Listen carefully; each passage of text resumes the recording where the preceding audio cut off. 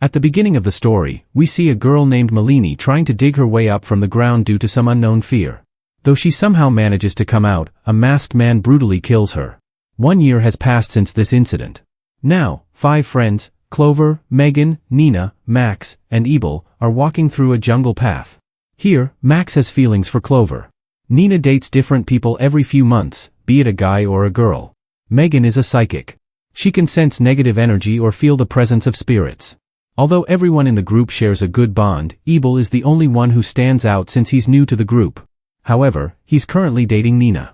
They are all going to search for Clover's missing sister, Malini. After their mother passed away, the relationship between Clover and Malini wasn't great. Malini always dreamed of leaving her hometown and starting a better life. Because of that dream, Malini left home, and before going missing, she sent a final video from in front of a station called Hartley. Clover talks to the shop owner Hill and shows him a photo of Malini, and he immediately says, "That girl must be missing, right?" Clover is a bit surprised, so Hill explains that, having worked at that shop for many years, many people have approached him with missing person reports. The thing is, many people have gone missing near a mysterious place called Glor Valley, not far from here. After this, Ebel expresses his dissatisfaction about coming on a vacation that turned out to be a search for Malini. But Nina convinces him that a friend's problem is everyone's problem. Then they all continue toward Glor Valley by car. A storm begins with roaring thunder. Visibility becomes so low that nothing is visible even a hand's distance away. A debate starts on whether to wait or turn back, and suddenly, as they cross a certain point, they all get shocked. Because it's raining behind them, but sunny weather lies ahead. In the middle of an empty forest stands a small guest house. The place felt quite strange. So Ebel captures the moment on camera. Everyone notices that there's no mobile network signal here. Returning through the storm and rain seems difficult, so they decide to spend some time at the guest house. While the others go inside, Clover and Max stay outside. Strangely, the entire guest house is empty. The desk calendar shows the date, October 24th, 1998. On the table in front of an old hourglass hanging on the wall, there's a guest entry book of Glor Valley Guest House. There, Nina gets busy writing her name. Meanwhile, Megan goes to the washroom, turns on the tap, and finds no water. Ebel, upon entering a room, sees a board on the wall filled with missing person reports. His curiosity increases, and upon checking them, his suspicion grows even more. Because among those reports, there's a photo of Malini. Meanwhile, Clover suddenly sees Malini standing in the rain. Without thinking, she rushes toward her, but before sunset, Max brings her back.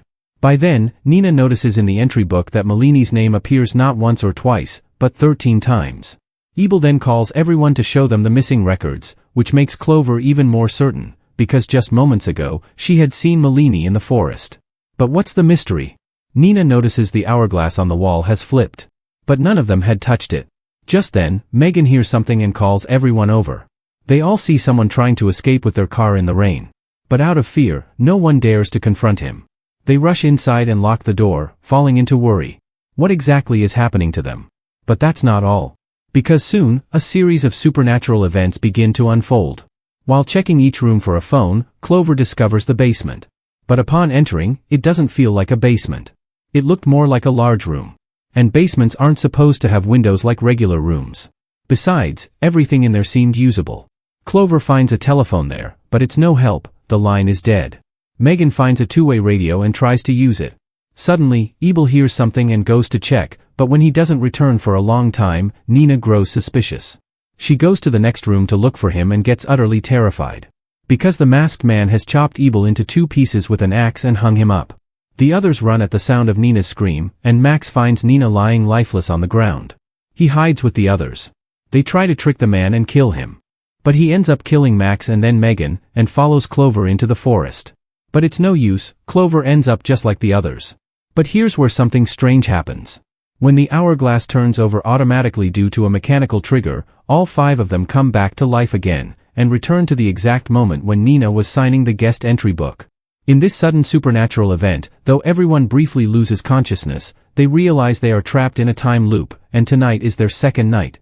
Ebel calls everyone and shows them that now all their names and photos have been added to the missing persons record. This means that everyone whose photo is in that record had once been trapped in Glor Valley just like them. But what happened to them is unknown. Because if they were alive, they would surely have been seen by now. Ebel says they can escape now if they want, because unlike last night, no one has taken the car. But Megan warns everyone to be cautious, because she suddenly feels a surge of negative energy. Everyone's attention turns to the door, which is repeatedly opening and closing on its own. Everything is happening in complete reverse compared to last night. At that moment, the spirits of all the people who previously died in Glor Valley possess Megan and warn everyone, "Don't let her in." Just then, they hear Malini crying outside. Hearing her plead to be let in, Clover, despite the others' hesitation, opens the door and steps outside, but finds no one there. Even more strangely, they see lights on in a house directly opposite them. But there's no time to think, because an invisible force drags Clover into that house. Max wants to go and save her, but Ebel stops him and insists they should call for help from outside instead. He says risking all their lives for Clover isn't a reasonable choice. But Max ignores everyone and rushes to save Clover. Meanwhile, Clover regains consciousness and finds the room filled with hanging masks. A horrifying, demonic-looking old woman is sitting on a chair wearing an oxygen mask, watching a TV. But she makes no movement. However, every time Clover tries to open the door, the woman gets closer and closer. Eventually, the old woman speaks, "There's only one way out of here, survive until the night ends, or become part of this place." Then she places the oxygen mask on Clover's face and disappears.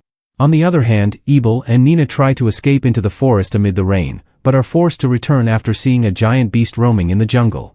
At that moment, the masked man appears and kills them both. Unaware of all this, Max is still searching for Clover. When he reaches the upper room of that house, strange supernatural events start happening to him. Just then, Clover emerges and kills him, but as she steps outside, the masked man runs her over with a car. As the night ends, the hourglass flips again, and everything resets. They are brought back to life for the third time. This time, they notice strange changes in their bodies, like extra teeth growing, body aches, and hair falling out. But with Max and Clover entering the house, they see something else, a water tank that wasn't there the previous night. Tonight, they lock themselves in the bathroom, determined to survive no matter what.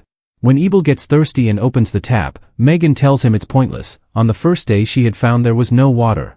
But seeing water today, she is a little surprised. They drink to their heart's content and wait for the night to end. Suddenly, Ebel starts coughing, and then his whole body bursts apart. Before the others can even comprehend this horrifying event, the same thing happens to them too.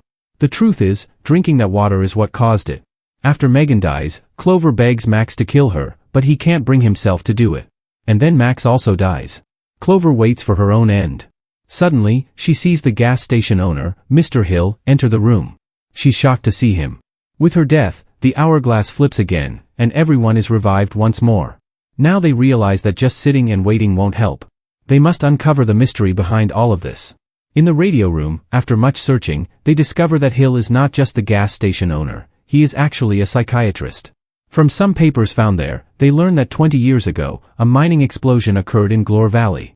Investigations revealed that massive underground digging had been going on across a large part of the city, which caused a massive collapse, killing 1,100 people.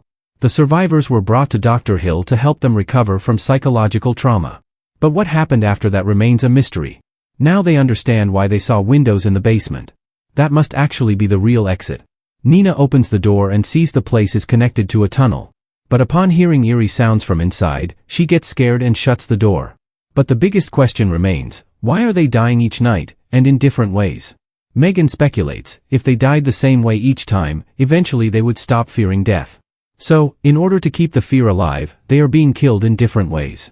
In other words, whoever or whatever is doing this to them, wants them to live in constant fear. Max finds a few VHS tapes there. When they play them, they witness a horrifying scene. Dr. Hill has captured several people and is performing different experiments on them.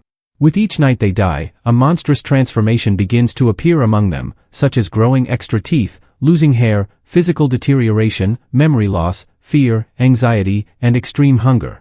The fear and trauma among the survivors from the mine incident are making his experiment successful.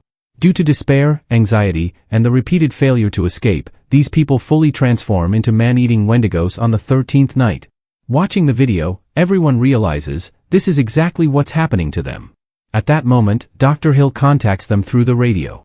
When Clover begs him to let them go, Hill offers a deal. One of them has to die, and in exchange, he'll free the others. When no one agrees to this, Megan suddenly senses negative energy around them, and spirits direct her to a map of Glor Valley placed on the table.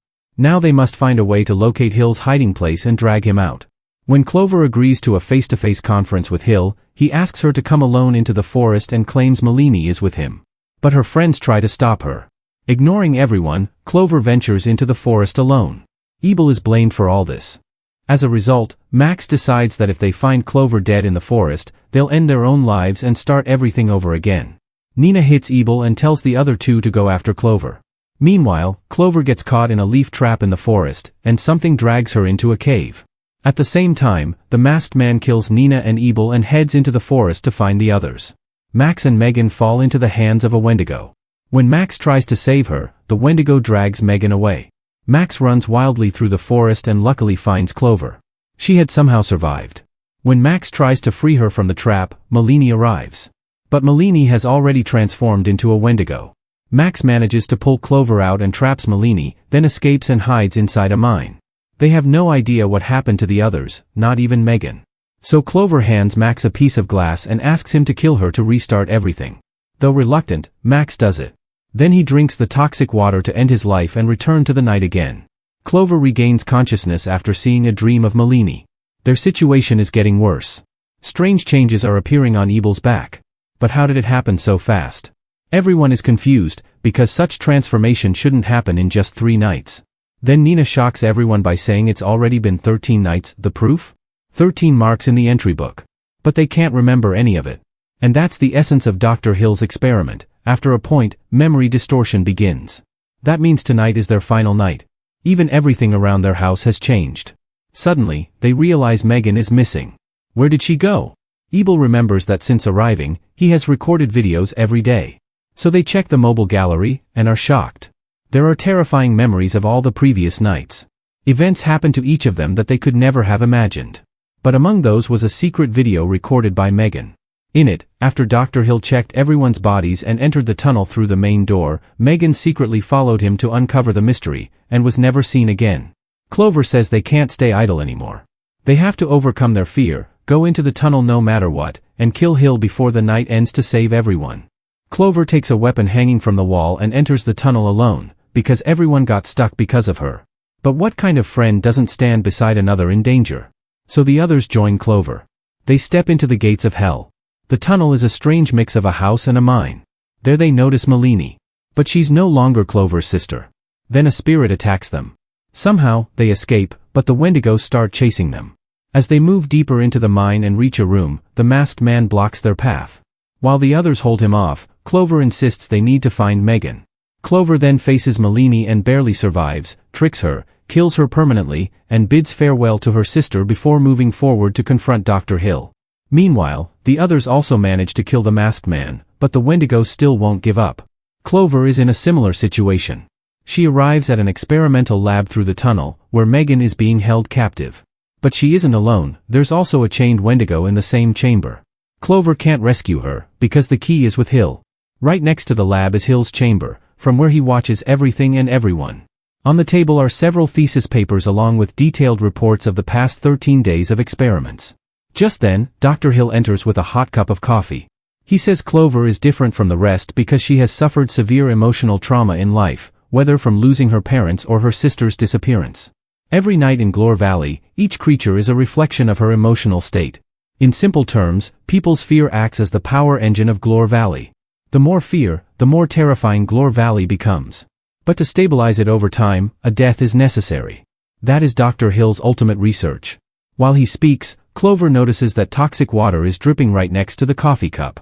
Cleverly, she takes advantage of Hill's distraction, slowly moves the cup, mixes the toxic drops into it, and places it back exactly as it was.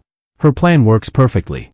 As Hill drinks the poison coffee, his entire body begins reacting and eventually explodes. Before time runs out, Clover grabs the key from him, rescues Megan, escapes with her friends, and leaves the Wendigos behind. As they exit the tunnel, the hourglass flips, indicating they survived the night. After enduring 13 days of horror, they witness a new sunrise. Ebel brings the car and calls them. He jokingly asks if anyone still wants to spend another night here. Because, in truth, people's nightmares and mental anxieties are a lot like Glor Valley. If you can't escape them, you'll be lost just like those 13 dark nights. But if you try not once but repeatedly to break free from the grip of mental stress and depression, you'll surely come out of it, just like Clover and her friends did. At the end of the story, All the TV screens in Dr. Hill's chamber change. And in front of another guest house, someone new arrives in a car, accompanied by strange sounds. Perhaps now, someone else has taken Dr. Hill's place.